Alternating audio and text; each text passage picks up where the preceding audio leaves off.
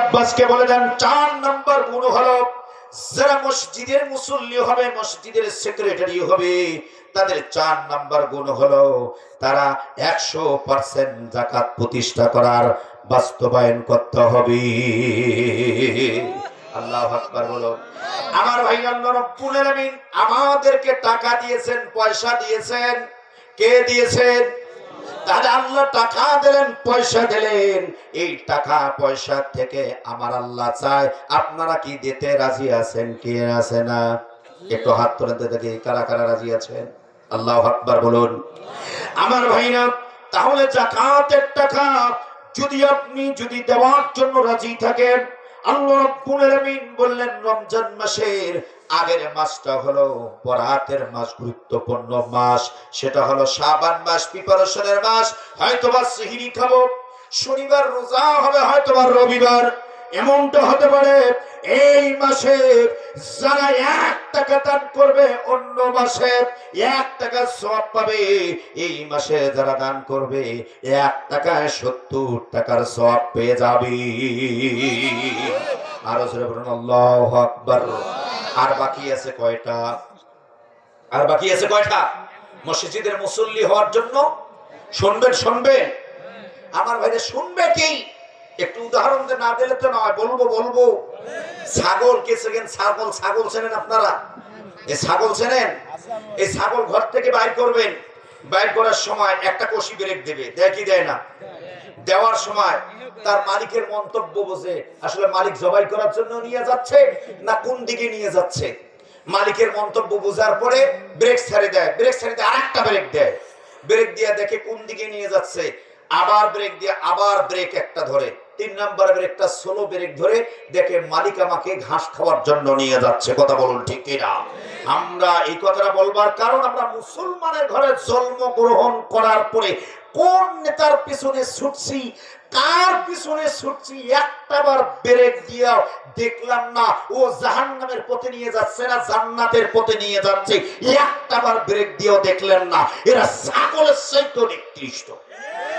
কথা বলে ঠিক কিনা? আমার ভাইরা, কি হবে? সম্মানিত ভাইরা আমার, তাহলে ইসলামকে প্রতিষ্ঠা করতে গেলে ছাগলের মতন হওয়া যাবে না। ব্রেক দিয়ে দেখতে হবে আমাকে কোন দিকে নিয়ে যায়। যদি সঠিক পথে নিয়ে যায়, কোরআনের পথে নিয়ে যায়, ওর দিকে জীবন দিতেও রাজি আছি। আল্লাহু আকবার বলুন। সম্মানিত ভাইরা আমার, আমি একটা পয়েন্ট বলবো, খুব গুরুত্বপূর্ণ পয়েন্ট। আমি 3টা পয়েন্ট খুব তাড়াতাড়ি বলছি। একটা পয়েন্ট লং করছে, আর একটা পয়েন্ট লং করবো, সেটা হলো শেষ নাম্বার পয়েন্ট। এই পয়েন্টটা গুরুত্বপূর্ণ পয়েন্ট, তার মাঝে আপনাদের সঙ্গে একটু মত বিনিময় করি। করব। সম্মানিত ভাইরা আমার, বিশ্ব নবী জনাবে মুহাম্মদ রাসূলুল্লাহ সাল্লাল্লাহু আলাইহি ওয়াসাল্লাম বললেন, কাল কিয়ামতের দিন কঠিন মুসিবতের দিন, যেদিন এই পৃথিবী ধ্বংস হয়ে যাবে।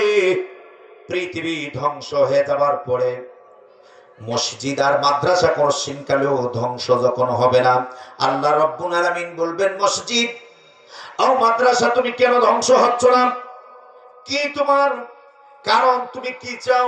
মসজিদ আর মাদ্রাসা বলবেন, আল্লাহ যাদের টাকা যাদের পয়সা দিয়ে আমাদেরকে তৈরি করা হয়েছে, আল্লাহ এদেরকে তুমি যতক্ষণ পর্যন্ত জান্নাতের ফয়সালা দিবে না ততক্ষণ পর্যন্ত আমরা ধ্বংস হব না। এই যে মসজিদের নির্মাণ কাজের জন্য কোন কাজগুলো বাকি আছে মুসলমান?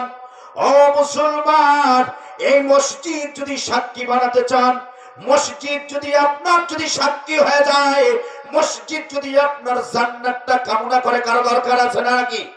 তাহলে মসজিদকে যারা সাক্ষী বানাতে চান, কে আছেন? কোন হৃদয়বান ব্যক্তি আছেন? হুজুর, আমার মা নাই, আমার বাবা নাই, আমার বাবা চলে গেছে, মা চলে গেছে, বরাতের মাস, গুরুত্বপূর্ণ মাস, হুজুর আমি আমার বাবার জন্য মায়ের জন্য 2,000 টাকা দান করব, 2,000 টাকা দেব হুজুর, আমার মা বাবার জন্য দোয়া করেন, আল্লাহ যেন আমার মা বাবার কবরকে জান্নাতের টুকরা বানায় দেয়। কে আছেন এমন একজন হৃদয়বান ব্যক্তি দেখতে চাই হুজুর 2000 টাকা মসজিদের নির্মাণ কাজের জন্য দান করব লিল্লাহি তাকবীর। আপনার নাম কি? হাফিজুর রহমান 2000 টাকা। এদের কমিটি কই? হাফিজুর রহমান 2000 টাকা। আয় আল্লাহ তাআলা তার মা বাবার জন্য দান করেছে, রব্বুল আলামিন তার দানকে তুমি কবুল করে